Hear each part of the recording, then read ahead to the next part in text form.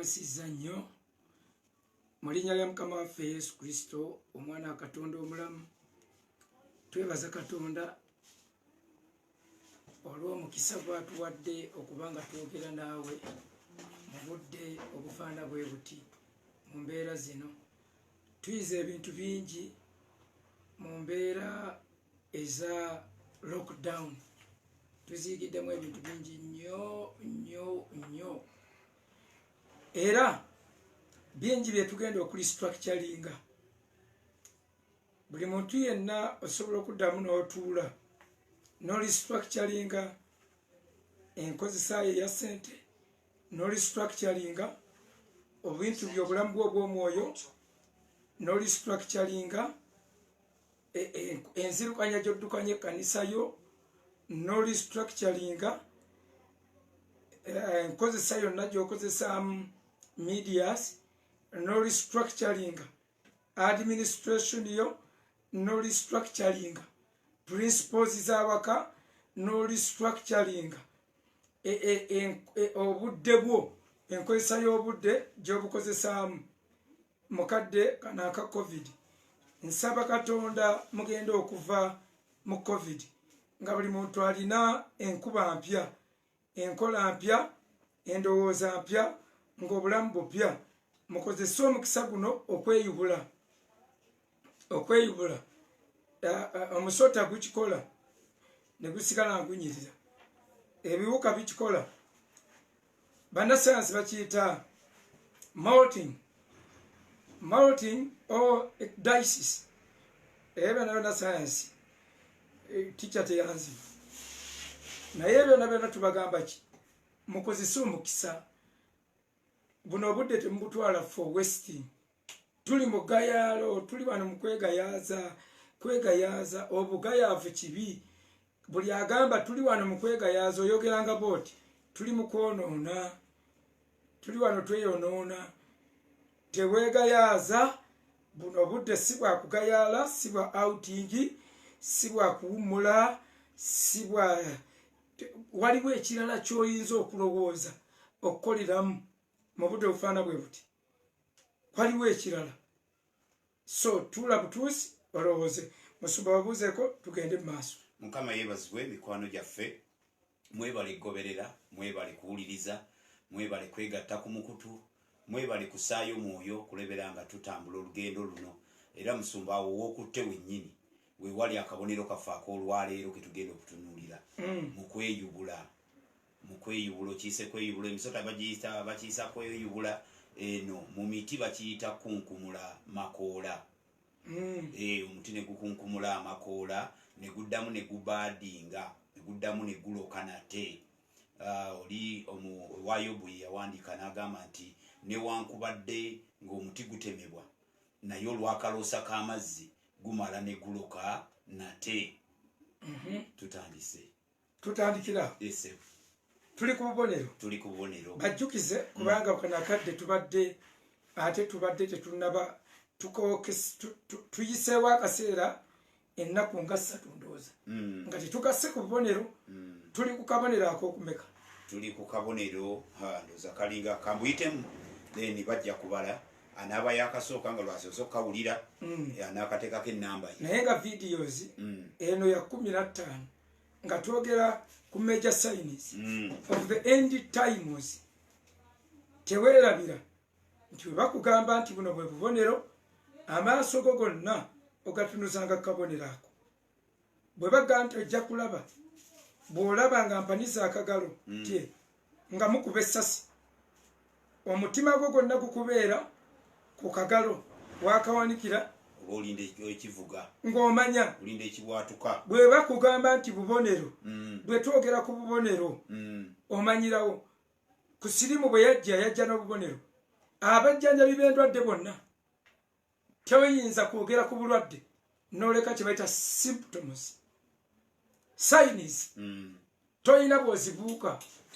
Therefore Bayibuli bwetugamba nti buno bwe bujja okuba obubonero obw'enkomerero. Kyamagezi nnyo okubwetegereza. Neeriise George ne twetegereza ne tubuuza abubonero buno lwaki yabutugamba ne tukatunuulira mu bulamba bwako akabonero bwe tunaakatunuulira ne tufunamu amagezi ne tulaba sitayiro gye tugenda okutambulamu. Okay, so tuze tutunulira obubonero obw'enjawulo. Twasooka n'akabonero aka Lutti aka Nuuwa, omusajja Nuuwa, mukama waffe Yesu Kristo ng'atugamba mu Luka 17:26. Kino tukikola bulijjo ku lwabo ababa akatwegattako, ku lwabo ababa abapya, so nammwe musobole okubeera ku peegi yemu.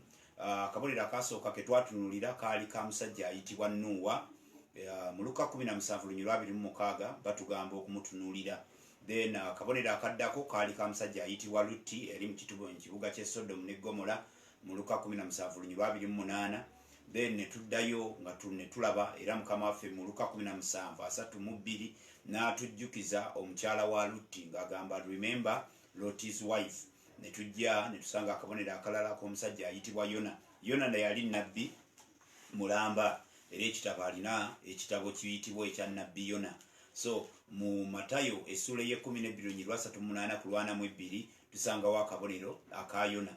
Then ne tuvaawo era ne tweyongera mu Matayo 24:32 tusangawo akabonero ak'emiti, emitiini oba emizayituuni. Emiti egyo nagyo batugamba nti giriko ekyokuyiga kye tusobola okuyiga senga tunaabeera nga tunaasobola okuyimirira mu nnaku zino ez'oluvannyuma ze tulimu ze tutambuza, ennaku ezirimu lockdown, ennaku ezirimu ebintu ebitategeerekeka.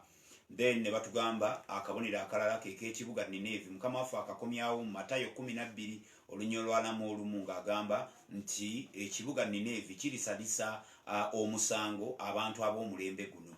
Mukama waffe bwe yatuuka ku ebyo ebyokusalisa omusango bwe yaleetera akabonero akalala ak'omukyala ayitibwa the Queen of Sheba mu Matayo 12:42 nti oyo yali basazisa omusango yatambula olugendo ng'anoonya amagezi ga Sulumaani, naye mumutunuulire mubeeko ebyokuyiga. Awo nno bonna tuzze tubatunuulira. Then akabonero akalala kali ku mbeera ya budde nga mukama waffe ayogera mu Matayo 16:1 paka ku lwokuna ng'agamba nti bwe mulaba nga ebire bikutte, ebire bikyusizza kkala, mumanya nti eneetonnya oba teetonnya, ate era nga bwe mukiragula bwe kibeera. N'olwekyo ki ekitulobera okumanya ebiro bye tulimu. Then akabonero akalala kali mu Matayo essula eya 24:14 nga mukama waffe agamba nti n'enjiri eno ey'emirembe ti ey'obwakabaka ti bw'eneebuulirwa okutuuka mu mawanga gonna, olwo enkomerero n'eryoka etuuka. Kiba kitegeeza tuteeka amaaso gaffe ku mugendo gw'enjiri, enjiri ng'etambula nga bwe tuketta tulabe eggwanga ki eritannatuukibwamu. We lituukirwa ne tumanya nti buli ggwanga libunye, then olwo enkomerero eba eneetera oba eba etuuse. Then akabonero akalala nga bwe twagamba nti tukyali baggufu nnyo okubeera obubonero oba bweyongerako bweyongere. Naye akabonero akalala akakulu ke tutajja kubuusa maaso ke kabonero ak'eggwanga erya Isirayiri. Akabonero k'eggwanga lya Isirayiri ebyawandiikibwa bikogerako mu Bakolinso ekisooka essula ya 10 layini ey'e11 batusongera ku ggwanga lya Isirayiri nti liriko ekyokuyiga nti kubanga byonna ebyababaako birina kutuuki, birina ffe gye tuli byali kyakulabirako gye tuli, eriffe abatuukiddwako enkomerero z'emirembe. So akakabonero ako tujja kukatunuulira. Olw'olwaleero twagala tutunuulire Musumba akabonero k'omuti oguyitibwa the fig tree. Wagiyita gye wayita emitiini, omuti omutiini guliko ebyokuyiga. Tusooke mu Matayo 24 olunyiriri olwa 32 awo bwe tugenda okusimbula nga tugambye nga bwe tubadde nga Musumba wabadde annyonnyola ku lubereberye oba ku ntandikwa ya saaviisi eno, kwe kubeera nti wabaawo okweyuula lockdown tuleme gibeeramu mu ngeri ya kugayaala, naye tumanye waliwo transition, waliwo change, ebintu bikyuka, ebintu bingi ebigenda maaso nga biri mu kukyuka. Musumba otuuse. Era muyigire ku muti, Matayo 24:32. Era muyigire ku mutiini olugero lwagwo, ettabi lyagwo bwe ligejja, amalagala ne gatojjera, mutegeera ng'omwaka guli kumpi. Bwe mutyo nammwe bwe mulabanga ebigambo ebyo byonna, mutegeere nti ali kumpi ku luggi. Okay. So atugambye muyigire ku muti omutiini, muyigire ku muti omutiini, mukwate ebitabo byammwe, mukwate kalaamu zammwe, mugende mutuule wansi w'omuti omutiini, musome, mubeeke bye muyingiza, mubeeke okumanya Mukama waffe nno si gwe gusoose okubeera nga ayita abantu ogenda eri ebitonde bibayigirize. Waliwo lwayita omugayaavu nagamba gwe omugayaavu jangu ogenda eri enkolooto olabe enkola gye zikolamu ebintu byazo, engeri gye zitasiga, engeri gye zitakunkula, tezitika naye teziri mwanjala, zikola emirimu gyazo mu order. So bulijjo Katonda atuyita okujja eri ebitonde. Ku mulundi guno batugambye tugende eri omutiini, nti kubanga omutiini ogwo bwe gukunkumula amakoola oba bwe gutojjera kimwanguwa okutegeera nti omwaka gusembedde. So musumba nga tugenda ku muti omutiini guno n'ebyokuyiga ebikuliko, nja kusaba tusooke tuddeyooko mu Makko essuula ey'11. Mukama waffe Yesu mu Makko ssuula ya 11 olunyiriri olw'12, kubanga omuti omutiini guno gulina ebyokuyigirako bye twetaaga okuteekako amaaso. Makko 11:12. Awo bwe bwakyenkya bwe baali bavudde mu Besaniya n'alumwa enjala. Awo bwe yalengera omutiini oguliko amalagala n'agutuukako era wozzi alabeko ekintu. Awo bwe yagutuukako n'atalabako kintu wabula amalagala, kubanga si bye byali ebiro by'ettiini. Ebiro by'ettiini. N'addamu n'agamba nti okusooka leero okutuusa emirembe n'emirembe omuntu talyanga ku bibala byo. Abayigiriza bwe ne bawulira. Genda ku lunyiriri lwa 20. Olwa 20. Aho bwe bwakyenkya bwe baali nga bayita ne balaba omutiini nga guvudde ku kikolo okukala. Peetero bwe yajjukira n'amugamba nti laba omutiini gwe wakolimira gukaze. Yesu n'addamu n'agamba nti mulabe nti mube n'okukkiriza mu Katonda. Mazima mbagamba nti buli agamba olusozi luno nti sigulibwe osuulibwe mu nnyanja nga tabuusabuusa mu mutima gwe naye nga akkiriza ng'akyayogera kikolebwa aliweebwa. Mukama yeebazibwe nnyo. Kituzizaayo emabega ku byawandiikibwa ebyo naddala bino ebiri mu Makko kwe kwongera okutunuulira Mukama waffe of all trees lwaki atugamba kutunuulira gwe bayita omutiini, naye guliko ebyokuyiga. Ekisooka bw'oba onootinga wandiika amakoola g'omutiini, ekyokubiri wandiika ekibala eky'omutiini, ekyokusatu wandiika kye bayise sizoni ey'omutiini. Nga pointi zaffe ezo mazo ziyimirizaawo, tujja zikyalira tunnyonnyoleemu ku emu n'amakulu agabirimu tusooke tukomewo. Olugero lwo mu Makko essuula ya 11, Yesu atambula agenda e Yerusaalemi, ayingira mu yeekaalu, asanga Abafalisaayo, asanga bakabona ab'endagaano enkadde, bali mu yeekaalu, bataddewo ebyamaguzi, bataddewo buli kimu. Bw'atuuka eyo omutima gwe ne gumuluma olw'engeri ennyumba ya Mukama bwe yali ekyusiddwa ng'efuusiddwa empuku ey'abanyazi. Mukama waffe bw'atambula n'abayitako n'agenda demonstrating a transition. Transition kyekimusumba enkyukakyuka nga bw'olaba nti tuli mu lockdown oba tuli mu season gye bayise COVID-19, naye COVID-19 erimu transition, erimu enkyukakyuka zegenda okujja nazo zeneeraliikiridde dda nga amatu gagenda otubangalala olwo kubanga tutaddeko olozi masika nti obuwuzi busika amatu ne gagira gati, abaana amatu gagire gati. Abaana abazzukulu abalizaalibwa be balibuuza bataata amatu lwaki gaabangalala n'agajjajja lwaki gaabangalala, nti anti twagasiba ebiki, twagasiba bimasiki kubanga kimasiki kyo kisika kutu kiti. Era nabadde awo n'endowooza ne ngaasonga tetwalina matu, kino ekintu abantu baali kisibyewa. Transition, ensi egenda kuyingira mu transition ng'eri tu affectinga even physically tubeere nga enkyukakyuka zitubaddeko nga omuto kyakkiriza owulira nga omukono kati ogunanaagiza okuwaayo obuuze munno owulira nga tokyayagala kusemberera muntu lwaki okeepinga social distance ebyo byonna bigenda tu affectinga transition gye tulimu. Ani yali amanyi nti Premier League esobola okuyimirira n'etabaayo n'enjogera yennyini ejja kukyuka ejja kukyukawo amaloboozi gonna recording zigenda kufuuka za kufuubeera nze baba bangobye mu njiri olwo mbe nga njogerera muli mwenenye nkolayomo awo era mungobye mulembe gwammwe kali nga mbuulira enjiri nga ntadde mu kiveera ng'otaddemu ekiveera kigamba ebintu bino byewuunyisa kyebaita transition naye transition gyenjagala okulaga wano nti waliwo old system waliwo system enkadde enkola enkadde ey'endagaano enkadde ey'abakabona ab'endagaano eyo abafalisayo n'abawandiisi bali mu ndagaano eyo bakola ebintu naye tebayildinze nga tebakoze ekyali kibasuubirwa era Yesu abademonstratingira ku muti guno omufiigi oba the tin omutini kwa demonstratingira nti system enkadde njistadde ndeeta ekintu ekipya kyava jje eri omutini n'agukolimira ne gukala okuva ku kikolo.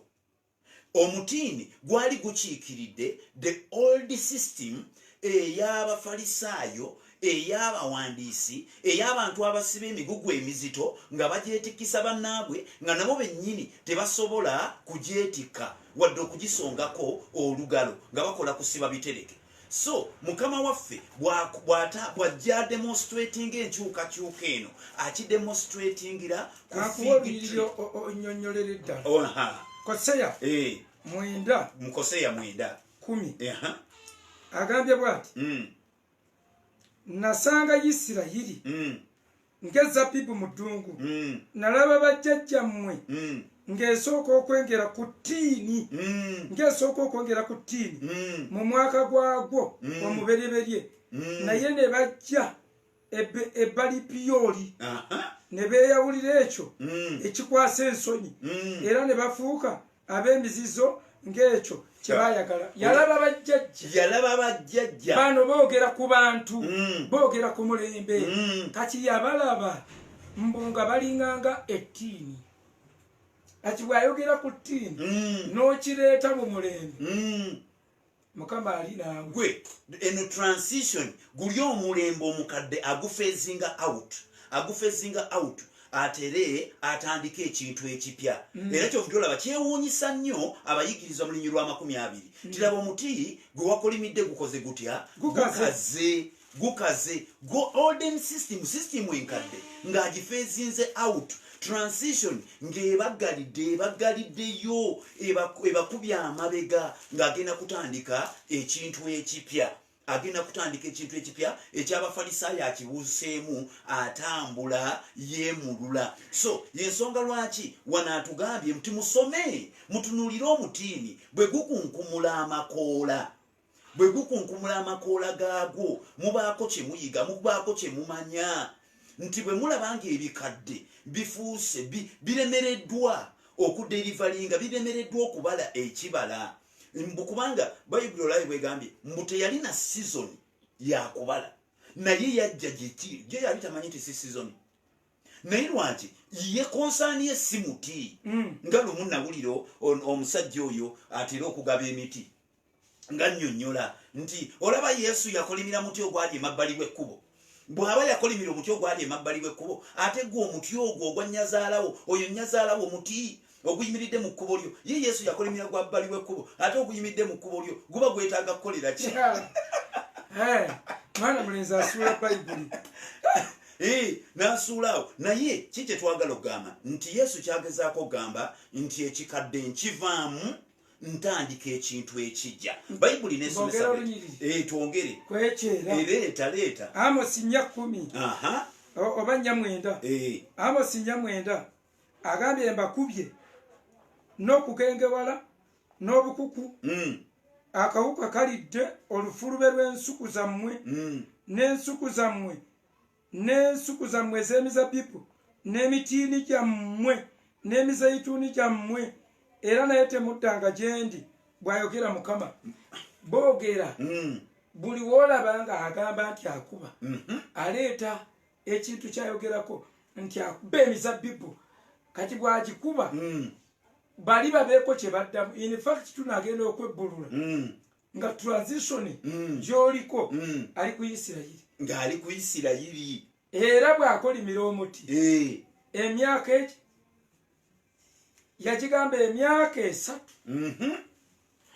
Oli wano ozijjagala buzijjagazi, tolina kyokozeemu, tobazeeyo kibala n'ekimu, tewabanga ddamu okulyako. Yesu ng'ayogera ku myaka 3, emyaka 3 gyagenda okumala ng'akunkumula enjiri, enjiri ng'etokota. Yamala emyaka 3 ng'abuulira. Mmwe mukimanye nti gyali 3, si ku nsi gye yamalako, naye yatandika obuweereza nga wabulayo emyaka 3 afe. Kaakati kwegyo 3 gye yamala, Isirayiri ng'ali mu kugisaakinga, searching for the fruit. Anoonya ekibala ku mitiini gyabwe, n'akebera kye bagamba out of season. Kyali mu pulaani ya Katonda nga in such a season Isirayiri ejja kuba tebaze, tegenda kubalayo kibala n'ekimu, kubala ebibala eby'obwakabaka. Okategedako nkitegeera. Mu bibala eby'obwakabaka Isirayiri wadde Yesu yajja gye bali, naye ne Katonda yennyini yali tagisuubirako, yali tagisuubira kubala. Era agenda okutankuula omuti, Kristo yennyini, omuti nga tekuli kibala. Kaakati Matayo 20:44 Bayibuli egamba obwakabaka buno bugenda bajjibwako buweebwe eggwanga eriribala ebibala byabwo, ebibala by'obwakabaka. Kati bakitransfaringa, kyoyise transition. Kaakati transition giri emyaka 3 mwe yalina okubalira. Kyekiri kye yagamba ng'osomesa ebibuga. Yerusalemu yakigamba ki? Yerusalemu yagamba nayayaana okukuŋŋaanya ng'enkoko bwewambaatira obwana bwayo. Yerusalemu yasooka kiyita n'akikoowoola nga kumpi buli kuyita akiikiridde mwaka, buli ddoboozi eryafuluma. N'agamba mirundi emeka gye nayagala okukuŋŋaanya, okubumbutayira ng'enkoko bwebumbutayira obwana bwayo, n'otayagala. Yerusalemu yatta bannabbi. N'agamba tewamanya biro byakukyaliraakwo, tewabimanya. Egyo 3 ekitundu manya 3 gye yamala ng'agikyalidde, yali agiweera omukisa baleme kigaba bugabi, ne tufuna omukisa ng'abamawanga olw'okukakanyala kwa Isirayiri. Kati obadde oyogera ku transition ey'omulembe, kwe kujjukira, naye obadde olinako nnyonnyola n'eku intercepting. Genda maaso. Omuti guno wakati mu transition eno Yesu atuuka n'akola statement n'agamba nti teri mu abo ab'endagaano enkadde Yokaana yabasinga obukulu. There was no prophet that was greater than John. Nti bonna ab'endagaano enkadde Yokaana yabasinga obukulu. N'agamba kyokka the list in the new transition gwegamba mu Matayo 11 tusomewo omusumba. Matayo 11 olunyiriri lwa 11. Matayo 11:11 agambye bw'ati, ddala ddala mbagamba nti tevanga mu abo abazaalibwa abakazi omuntu asinga Yokaana omubatiza, naye omuto mu bwakabaka obw'omukulu amusinga ye. Kyayise omuto si yanga. Agambye atya? Agambye the list omulokole asembayo okuba owa wansi omulokole kireberere omulokole atamanya nti olwairo waliyo service omulokole ajja n'ekimu eky'ekkumi n'asanga omuyimbi n'akimufuuwa omulokole abaana ne bakabira kabalagala n'agula mu kimu eky'ekkumi ngamba omulokole ntamanyi linnya lya pasita we ngamba omulokole akyamuka n'awaayo ebiweebwayo eby'omu kibbo n'abigaba ebbali ngamba omulokole nga ye ne bayibuli tamanyi wadde ebitabo ebirimu ndi ku mulokole abuuza nti wamma bw'obanga olina girlfriend naye nga buli lunaku tomusisinkana oba oyonoonye ndi ku mulokole bw'atyo gurupu ezo gwe bayise the list Christian mulokole oyo the list nga bakoze list list LIST nga asemberayo ddala gwe bayita list LEAST kati the list Christian asemba ku layini gwe bagamba nti mu new arena mu ekyo ekipya Yesu kyayubula kyaleeta ali greater than oyo yali omukulu w'endagaano enkadde kwegamba mbuna obwakabaka omulokole asembayo kireebere omulokole oyo mbw ate asinga Yokaana omubatiza kyokka Yokaana omubatiza asinga ate bali bonna bannabbi w'endagaano enkadde mu beemabega bonna teri asinga Yokaana kituufu in other words Yokaana asinga Ibulayimu jjajjaawo Yokaana asinga Lutti asinga Nuwa Yokaana asinga Nuwa yazimba eryato nga teyasoma bya buzimbi Yokaana asinga Eriya yayita omuliro natta ne bannabbi ebikumi n'ebikumi Yokaana kale abo yandibasinze naye n'asinga ne Elisa the supreme healing agent of the Old Testament nabbi Elisa Yokaana amusinga kakati gwe bw'ate omulokole asembayo bw'oba gw'osembayo wanika omukono kati bwe muba temuli mu kumwawanise kitegeeza si gw'osembayo amakulu si gwe gwe bageraageranyiza nako bageraageranyiza ku oli asembayo mbw'asinga Yokaana ate nga asinze Eriya asinze Elisa asinze Isaaya eyalaba Yesu nga tannamulabako asinze Bezekeri asinze ba Yeremiya asinze ba Ibulayimu asinze ba Nuwa bamuzimba lyato oyo ba Dawudi bonna abasinze ati gwe oyimba these are the days of Elijah abo obasinga ati kuba gwe si gwe asembayo bagambye na mulokole asembayo oba asembayo asinze Yokaana n'ekigulupu kye Yokaana kyasinga kitegeeza nsinze nsembayo kitegeeza nze mba general compared to Elijah baba ayita omuliro gumu nze mpiteena era ngenda akompola kyokka bambi so transition Yesu gyayintroducinze olwo batugambye nti asembayo obuto oba obuti asembayo obutono the least in the kingdom Yesu gyaestablishinga asinga amaanyi ow'amaanyi w'endagaano enkadde ali waggulu w'amaanyi w'endagaano enkadde then tukomyewo tukyali ku mutiini awo kwe tutambulira omutiini Yesu bw'aba agugendako ekimuwalula kiki makoola bw'alengera amakoola ali attracted towards the tree. What is the problem with the old system? Kikyamu ki ekiri n'enkola enkadde kikyamu ki ekiri ne bannannyini nkola eyenkadde Yesu gy'afulumamu kubanga Yesu ewe kanisa ezenga efuluma mu buli kintu ekikaddiwa mu buli kintu ekizze kikaddiwa Yesu akifulumamu mu mirembe bwe tugenda tutunuulira ekkanisa gyevudde okuva ku y'abatume ezenga yeemulula bwe yatuuka wakati ng'etuuse mu Roman Empire bwe yabeera infested bwe yayingirwamu eby'emizizo eby'enfuga y'Abaroma n'obusinza bw'emisamize n'ekuliyeti nga kye bayita obukatuliki obugundidde bwatuuka ekiseera nga bugegedde ekkanisa ne yeemulula n'ekifulumamu n'ekuliyeti nga kye bayita reformation oba kye bayita the Protestant church kye bayita Protestant kwe kubeera nti okugaana to protest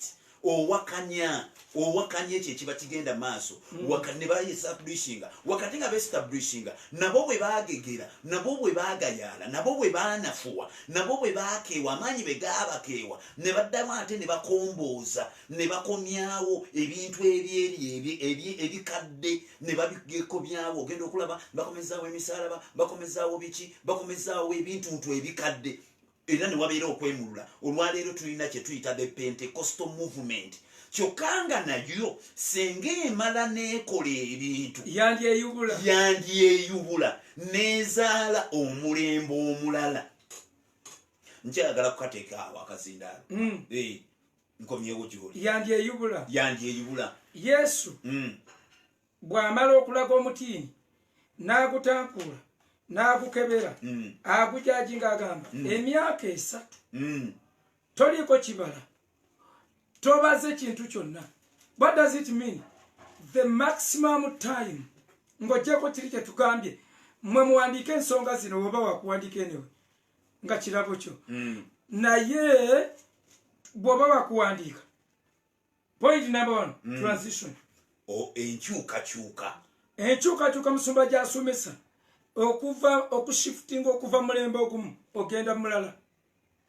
Kino tukyogedde ku Isirayiri mu by'omwoyo naye n'ensi yennyini erina ekintu kyevaamu era erina kyeyingiramu. Kyangu nnyo sibuulidde bwe ntyo era tonkwata obubi. Kyangu nnyo abantu 7-10 obutadda mu makanisa ate nga bajja kgenda mu ggulu. Transition enkulu nnyo okugitunuulira kubanga wabeerawo okwemulula kiwatanisa ne statement enkulu nti tuyigire ku misota gyeyubula ne guva mu kiyubu kyagwo nga gugiritalinga bwe guti nga kiri ekikadde kisigadde emabega wakati mu kweyubula awo wakulu okuteeka amaaso Yesu atugambye mutunuulire emifiigi we gikunkumula amakoola. Buli lwe gikunkumula amakoola wabaawo ekigenda maaso. So musumba mbadde tuzeeyo tutunuulire the attraction Yesu lwaki okola transition kubanga ye Pawulo atugamba bw'ati nti senga endagaano enkadde yasangibwa nga teri mu fault nga terina buzibu tewaali necessitaties tewaali badde bwetaavu bwakuleeta mpya. Lwaki ebintu Yesu abifulumamu? Lwaki ekkanisa agireetera okweyubula? Lwaki agijja ku level webadde n'agitwala ku level endala n'aba abatono n'aba ab'omwoyo ababeera awake by that time? Otuusa ofunye olunyiri nga bw'oluleeta nti okwemulula okwo okweyubula okwo wabeerawo konsaani ku bikadde. Tayinza creating a New Testament, New Covenant when the old one is still valid. The moment kasolete empya enkadde obeera ogifudde null and void oba ogifudde etakyayimirira. Bebbulaniya 8 soma. Nvudde ku Lwakuna. Kale singa yali ku nsi teyandibadde kabona n'akatono nga waliwo abawaayo ebirabo ng'amateeka bwe gaali. Abaweereza ebyekifaananyi n'ekisikirize eky'ebyo eby'omu ggulu nga Musa bwe yabuulirwa Katonda bwe yali nga bagenda okukola ewema kubanga yayogera nti tolemanga kukola byonna nga ebyokulabirako bwe kiri kyewalagibwa ku lusozi. Naye kaakano aweereddwa okuweereza okusinga okuwooma era nga bw'ali omubaka ow'endagaano esinga obulungi kubanga yalagaanyizibwa olw'ebyasuubizibwa ebisinga obulungi 7 kubanga endagaano eri ey'olubereberye singa teyaliiko kyakunenyezebwa tewandinoonyezebwa bbanga eryeyokubiri kubanga bw'abanenya ayogera nti laba ennaku zijja bw'ayogera Mukama bwendiragaana endagaano empya n'ennyumba ya Isirayiri. Olw'omunaana lugambye bwe luti but God found fault with the people and said the time is coming declares the Lord, when I will make a new covenant with the house of Israel. Nti yasang fault kitegezaaki. He found fault. Nsobi. Yasanga ekikyamye. Yasanga ekitali kigolokofu mu kikadde. Wabawo obutali bugolokofu mu kikadde. Bulira n'olw'omwenda. Nti singa endagaano gye nalagana ne bajjajja baabwe ku lunaku lwe nabakwata ku mukono okubajja mu nsi ey'e Misiri kubanga abo tebaanywerera mu ndagaano yange nange ne mbaleka okubalaba bw'ayogera Mukama.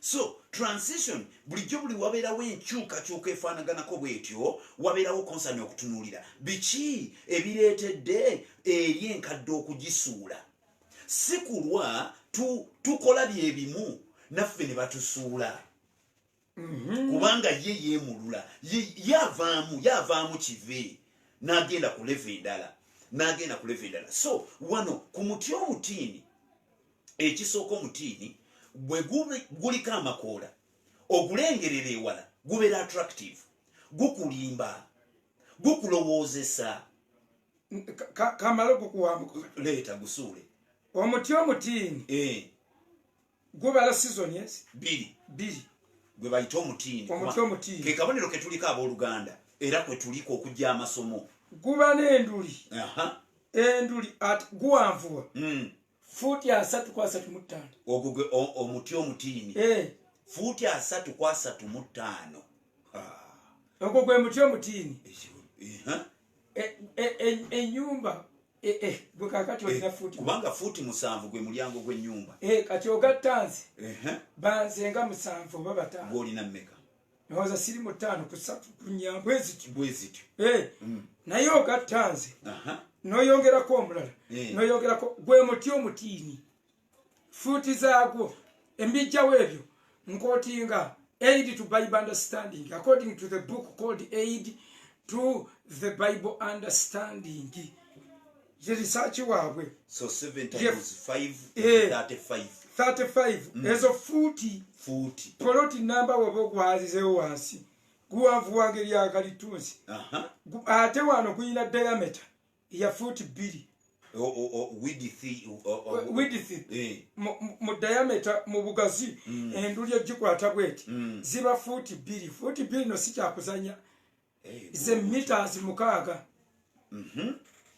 6 meters kati kwetebereza olugoye olwa 6 meters olwo ekyo yenduli bwe bunene bw'enduli ogwo omuti ebikoola byokka biina centimeter ekikoola kimu ekigazi ekyomufiigi ekiina 20.3 centimeters ekyomutiini kakati kwezo kinene okusinga ekikoola ky'ekikookooma nnyo kinene kuba kyo kya centimeter 2.3 centimeters 2 ogamanyi fuuti eno ey'omuseeti fuuti zino ez'omuseeti mathematical set ogatta 2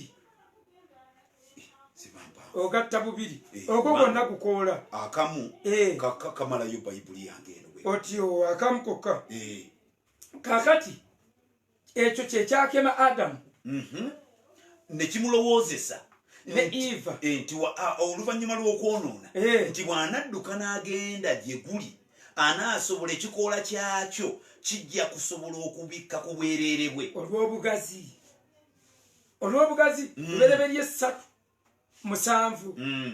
baalya ku miti ne baddukira mu muti bwe bamala okulya ku guli forbidden obulokozi bwabwe ne busigala mu mutiini amaaso gonna aga Isirayiri gaali mutiini era Kristo okubalaga omutiini nti gukala okubalaga obuyinza bwe bwagenda okukozesa yabugezesereza ku mutiini kubanga from that time okuva le baalya ku muti gwe baalyako forbidden tree ne baddukira mu muti gwe bayita fig tree mwabasoma ey'Oluganda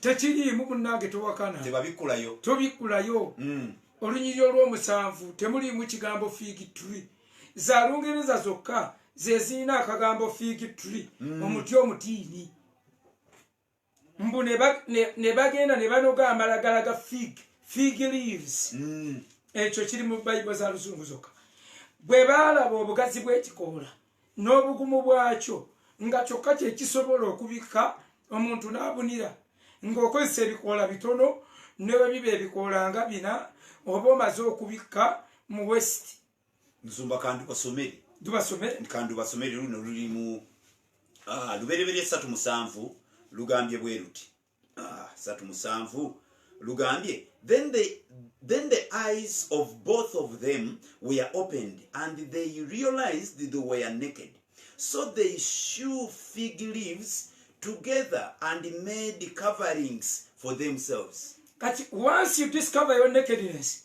oyina trust gy'ogirowoleza bo bwe badduka obwongo bwonna ne babuteeka mu fig era ogwo omuti gwe mulaba mwekambabulire mu Isirayiri emiti giri 5 egy'amakulu egitazanyirwako era mu Bible mulimu emiti 5 ng'egyo jjo tojemunkolerako oyo ky'oluzzi lw'amafuta n'otazikiriza miti egyo mu Isirayiri egyo 5 ogusooka vine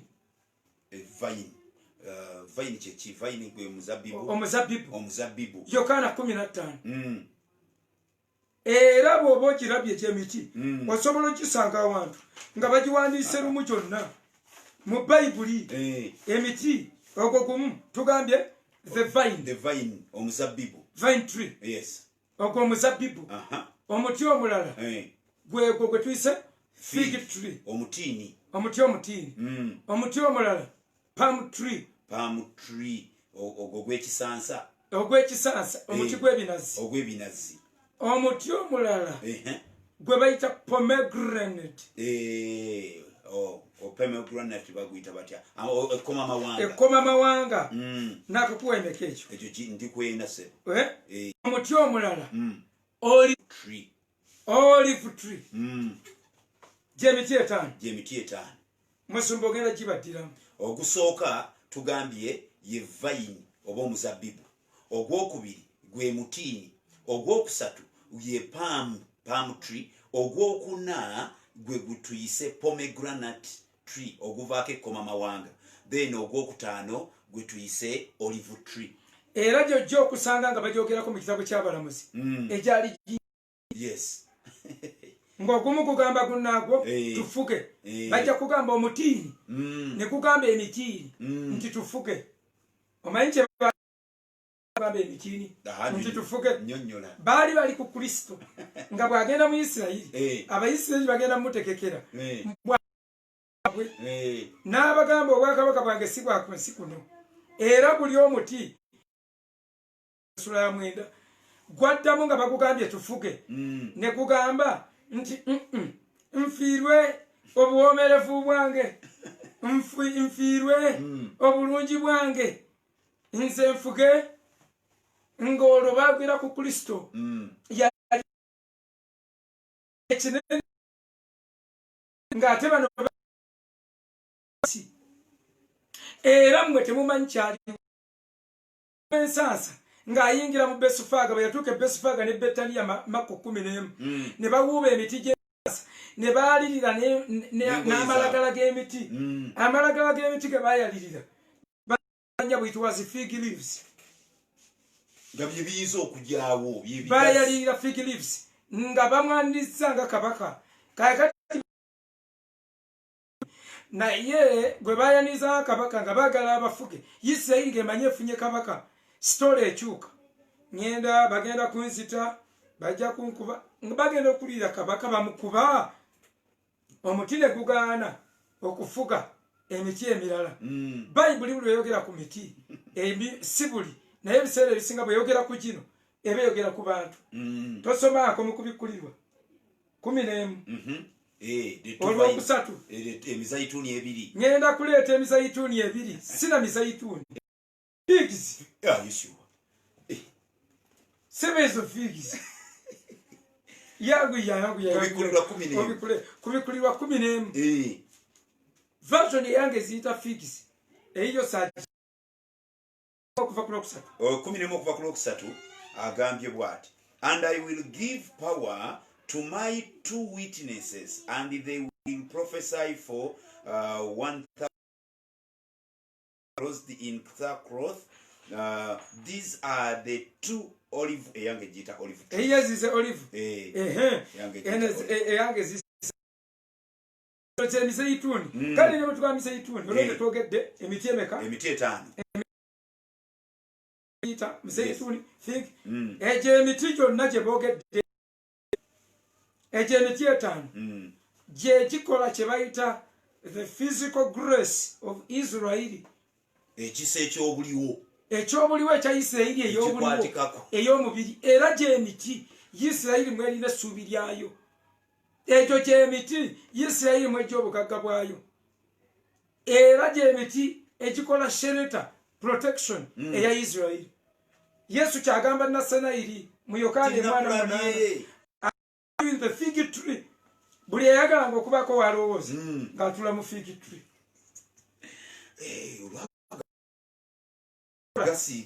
Gusaasaanya amatabi ne gugagaziya omuntu n'atuula omwo n'abeera ng'awummudde. Kiri kyaga nti obwakabaka bwa Katonda buli banga omuti akaweke akakalidaali naye omuti ogwo bwe gukula gusaasaanya amatabi. Omuntu n'ajja naye n'ennyonyi nazo ne ziyingira ne ziteekemu ebisu byazo. Ennyonyi yali yazivunula. Mu Matayo 13 yazivunula nga kitegeeza. Yazivunula ng'agamba nti anti agamba bw'ati. Ennyonyi ezajja ne zirya ensigo yali Sitaani. Yali Sitaani. Kati bw'agamba nti Isirayiri is now a fig tree.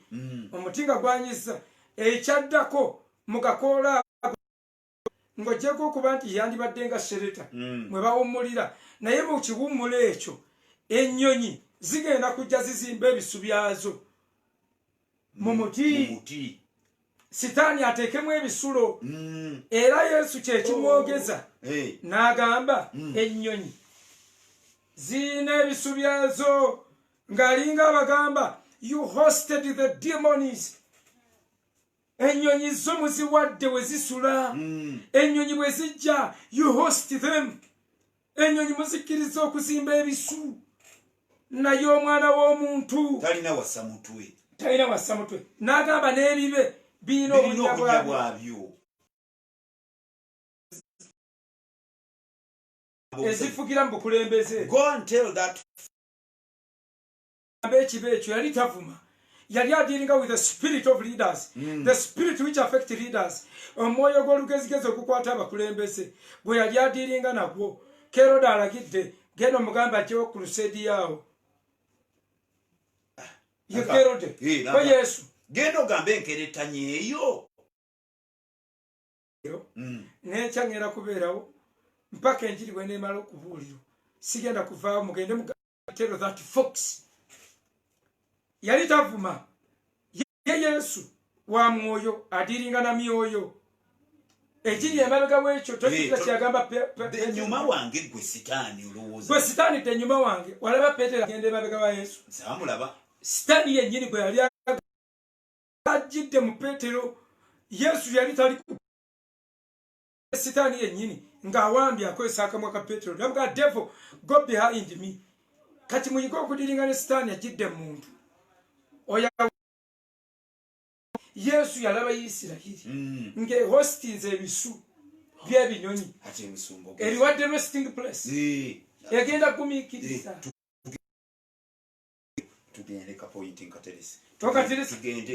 Egenda kugumiikiriza. Isirayiri egumiikiriza ababi. Naye ye bwe yajja mu matwale ge, ab'omu matwale ge tebaamutegeera. Ye tebasaayo mwoyo. We yayagalira attention yaabwe tebaagimuwa. Ne yeetolola mu Isirayiri. N'abagamba enjiri egenda kubasaliza omusango. N'abagamba omukazi w'e Sheba eyajja okulaba amagezi ga Sulemaani. Kulaba nno malabe si kugafuna. Kuba singa omukazi w'e Sheba teyagenda kulaba bulabi magezi. N'agenda kufuna magezi. Singa Afirika tuli banjawulo. Kazi bwe gy'okugenda tufuna amagezi yagenda. Yensonga lwaki ekizibu kya Afrika si butasoma. Tusoma. Ekizibu kya Afrika si butasoma. We go to school to see wisdom. Ethiopian eunuch. mutuufu era ng'asoma naye ekizibu kya Afrika butategeera. Philip amubuuza, do you understand what you are reading? Byosoma obitegeera? Olugendo lwonna lulamba. Abaddugavu basoma. Katonda n'amugamba Philip, buuka weegatte ne ku gaali. There is a committed fool over there. Busy reading. Waliwo asoma ng'ali busy asoma nti ebuuka weegatte ku gaali lye otuulemu. Bw'omala okutuulamu omuyamba. Ojjukira ku njiri gye tugenda okuzzaako. Ne tukomyawo mu Ethiopia. Ntujja Musa. Ne tumukomyawo. Kaakati omukazi yajja alabe magezi. Yesu agamba agenda kusaliza Abayisirayiri. Just yazze okulaba amagezi. Teyagafuna be yalaba mu lubiri singa yabikoppa n'abireeta n'abiteeka mu Afirika. Singa Afrika tuli bwe tuti naye ng'oyagala okulaba amaziga gakukaabi. Nze nkubuulire ng'oyagala okusanyukira tonoonya kutegeera kungi ojja kufa oyinza n'oggwa eddalu. Bw'oba oyagala okunyumirwa match with your fellow Africans in understanding. Tonoonya kubeera extraordinary. Tobasukuluma. Avoid books. Avoid reading much books. Avoid seeking understanding. Ojja kubeera mukwano gw'abangi. Ojja kubeera mu Afrikani. Era musajja atukera mu Afrika mbobabbi nnyo. Naye bw'oba oyagala mu kifo ekikyasinga okuba seefu okweka mu kitabo. Ekyekusifu oteeka mu kitabo. Ekyekusifu. The safest place in keep your money is a book. Is a book. Kama babona bona abakyala mu abasajja mwenna mutandika okutereka ssente mu kitabo. Mutereke ssente mu Bible. Omukazi ne waba yepakula atya taliziraba kubanga abakyala batono abasoma ekitabo n'akimalako. Waliwo abadasomera ddala abamu basoma naye tebakimalako. Kati waliwo aga that is your wife not my wife. No, don't be deceived. Batono actually nze sifunangayo n'omu emyaka gye mmaze nga nsoma sifunangayo. Waliyo omu lawyer tusoma naye muwala oyo lawyer buli katabo lekikyala kabuuza, who read this book? Who read Charles Dickens and the Demon? Yawanika namuga, can you summarize for us? Oli gaalo nange mutya ayimuka nannyonnyola mu bufunze lekikyala na buli katabo yogala aba yakasoma bwonna bwa novo bwaki era namufuula mukwano gwange. Nze agamba nti asoma ebitabo manya muganda wange. Musu ekyo kyogambye nti oba onookweka osente kweka mu kitabo kubanga ogenda n'owulira abantu nga boogera agamba nze bino nti omwoyo ajja kumbikkulira. Omwoyo soma Bayibuli yange yokka omwoyo ebirala ajja kumbikkulira. Naye akubikkulira eki? Akubikkulira eki? Abantu obutayagala kusoma musoma ekisinga okunnuma wansi w'enjuba. Ekimu ku bintu ebinnuma ennyo kwe kusanga omuntu nga yawandiika ebitabo. Waliwo ogenda eyo nagenda eyo banagenda Masindi nsanga kituuti abuulira n'agamba ekikulu musome Bayibuli muve mu kutinkula abasoma biri musoma akulu. Bwe yamaliriza Samoni n'agamba nawandiika akatabo akannyonnyola bolo you will never borrow. Okagamba katya muliwola amawanga. Temwewolenga mwe munaawolanga amawanga. Gwe gwali omutwe gw'ekitabo. Ninga yawandiise bantu bagule obutabo bwe babusome kati atavumirira buli awandiika. Buli muwandiisi avumirira awandiika avumirira asoma. Kati bw'ovumirira asoma owandiikira ki? Oba owandiikira ki? Kakati omuntu osanga abantu waliwo Oluganda yagamba mukuyajjudde theology mwereere theology. Kakati munne gwe yali anyumya naye nambuuza ajjudde theology mwereere gwojjudde ki? buli kya kikulu Katonda singa yayagala yandibadde nabiri abireeteddeko. So theology akati tabamanyi abantu bangi era abasumba dispensation yasookawo nga bavumirira Bible school bavumirira theology mufe ku theology naye tebamanyi na kibogo. Ekigambo theo kitegeeza God.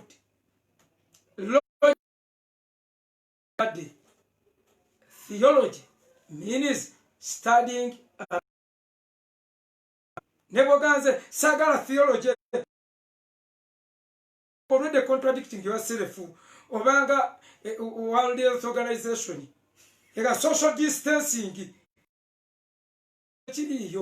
there cannot be social and distancing. You'll never bring them together. They disagree. It remains repugnant to the brain of people who reason. Waliwo abakebera buli kigambo ekyogeddwa social and distancing. Tewasobola kubeera. You cannot build a social ground together. Togetherness is power.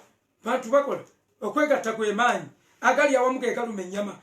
Naye obanga agambye amannyo nti amanyi gago ku luno wano wabeerawo limu olekewo gaapu y'amanyi abiri oteekewo eddala keep a distance oteeke erinnya eddala wano oteeke eddala wano ogawe ennyama is strength. To build a social ground is to come together to stand yatemudde ensi ekitemula ekitoogerekeka n'atuugiriza ekiga nti okwagala kw'abasinga obungi kuliwola. Mwe mwali temumanyi kigenda kuwoza, mwali mumanyi bajja tusonseka mu firiji tuveeyo ng'obuuza bakyayinamu okwagala ng'okutte ebbala. Mpulire okwange kukendedde ani ayinamu okwagala mumpeereze mwali mwe mumanyi. Naye let me tell you, let me warn you, we are going to get cold if you are not careful. Lwaki? Sitani akozesa divide and rule. Katonda akozesa come together, I'll be in your midst. Sitani akozesa isolate and hit hard. Isolate hit and hard. Suffer and nkutulugunye wekka.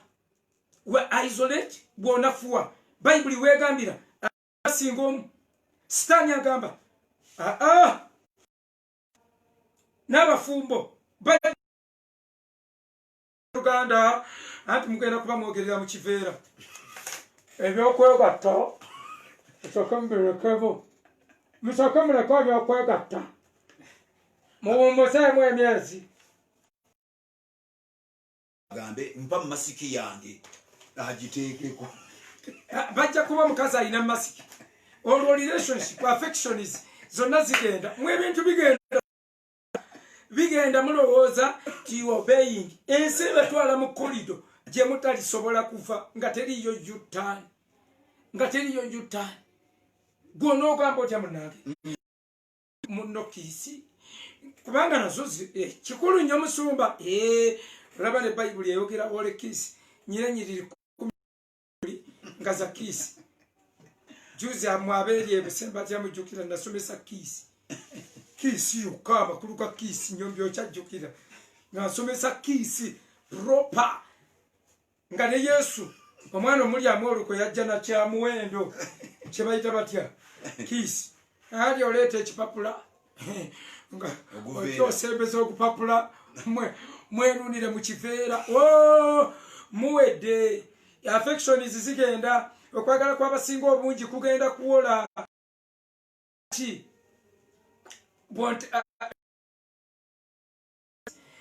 Social distance means spiritual distance according to the Bible. The Bible says the devil, the nations will separate the coils of the chain of Jesus, of the Messiah. That the nations will come together. They will agree and say, let us separate the coils. Let us separate. Tukutule. Amakoowe genjegereze. Mu Zabbuli ey'okubiri. njera Katonda aligamba mubadde kyaba amawanga kayinze ne ntunulya bwe ka step akajja nembalaba Musumba zingiza omuti nembalaba zingiza akabonero k'omuti kawanvu naye nga twagala egy'etaano gyakulabirako Adamu yayambala ku miti baalya ku muti ne baddukira mu muti ne bateeka amagezi gonna mu miti emiti egyo olive oils olive biki fig trees era Bayibuli egamba nti agenda kukuba emizayituuni gyabwe gibe nga tegibala gye baali beesize kati ye Kaabakuuku n'alabika n'alabuka n'agamba even if the fig newe gutabale kibala sigenda n'atunuulira Katonda Kaabakuuku akyusa amaaso ge agateeka Katonda agajja ku fiigi agajja ku miti trust yonna ebadde mu miti shereta yaabwe ebadde mu miti mwe babadde bawummulira Nathanaeli mwe yawummulira okuva edda nedda nga fiigi tree muti munene nti batigwe ogwa fiigi tree oyo tujja bakima tujja kubakima tujja kaza tujja bakima olunaku ezinaddako kama abatuweere nnyo omukisa pasitako obugenda okubasabira naye teweerabira naggulawo ku crusade kyano saawa 5 ez'ekiro mba ku crusade enjiri gye bayita lumamyo etalimu wadde okusaagana akatono kati wano mba nsomesa kyaki tuba tusomesa kanisa naye ku saawa 5 waliwo enjiri gye tuyita the last chance buli ddiini yonna twasazeewo tugiweeyo chance ogikyalira ogibikula yonna etegeere kwe baasimba oba oliawo n'abawo abawamattuka twatandise na bwadiventi wiiki eno yonna twakabuulira last chance to the 7th day Adventists tumaze wiiki namba nga tubuulira ku badiventi mwenna ababuulizi nandi basuubidde okuba ku mukutu guno kuba kekkereza nnyo toyinza kweteeka mu kitabo n'okigula okisome. Thirdly, temwagala kusoma. Fourthly, temuyina budde. Kakati mukwate bino kubanga biriweero researched ebitabo byonna twabisise buli bitabo gye biri byonna bitabo. Kati wano tulinawo pillars bweziti 3 ekanye nayo 5 pillars bweziti nga si byakweraga teri muntu ayinza kukwata mitwalo gya ssente n'agula ekitabo.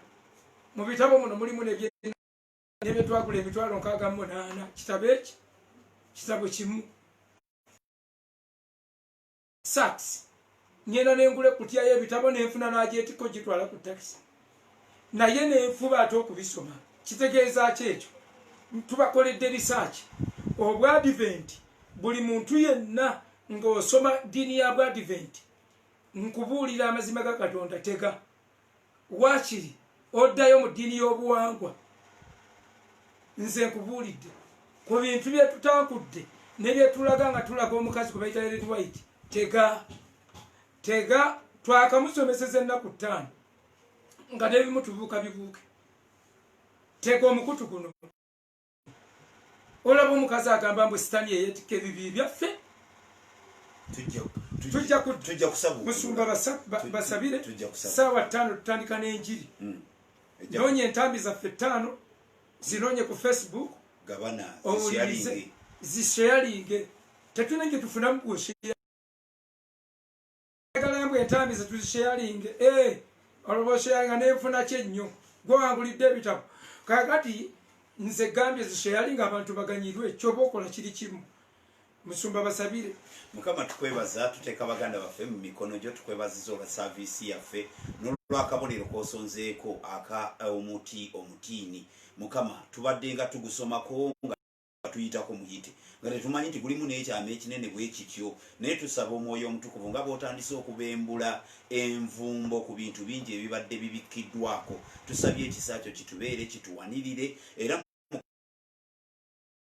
abira abantu abo abamala okuwulira ne bafunayo ekirowoozo ekigamba ti naye abantu abo babeerawo batya mukama abalinganga abo wabalina yesu wabalina abakazi aboogerebwako abaakulabiriranga abaafangayo abaalabirira obuweereza omulimu awatali kwegganya kwonna tusabye ayi katonda omulamu bawo omukisa n'abo abakiyayaanira nga beewera bwewezi nga bagamba katulinde lockdown buli kimu kiggale naye lockdown mukama bawo omukisa abalwadde musumululwe muwonyezebwe tusabira abantu abali ebungereza twawulidde ate oluyiira lwaddemu okukolera mu linnya erya mukama waffe yesu ekkanisa erina obuyinza ku kyoyo ekyo kye bayita coronavirus njiba ekkanisa erina obuyinza tuyimira mu buyinza obwo obw'omwoyo okuboggolera ekyoyo ekyo okuboggolera omuzimu ogwo ogwava emagombe okujja okukyusa sisitimu okujja okukyusa obulamu bw'abakkiriza okukyusa obulamu mu linnya erya mukama waffe yesu tuguboggolera tugulagira gufulume mu buli kifo kyonna gye gubadde guyingidde mu mayumba gye gubadde mukama waffe yesu omwana wa katonda omulamu tulangirira okuteebwa tulangirira okusumululwa buli mulwadde yenna beera mulamu mu linnya erya mukama waffe yesu kristo ye yafa ku musalaba egologoosa n'afa n'aziikibwa ate n'azuukira omuyinza w'ebintu byonna weerage mukama ng'oyamba abantu bo ng'obayimusa ng'obabeera mu linnya erisinga amiina. Amen. Be blessed.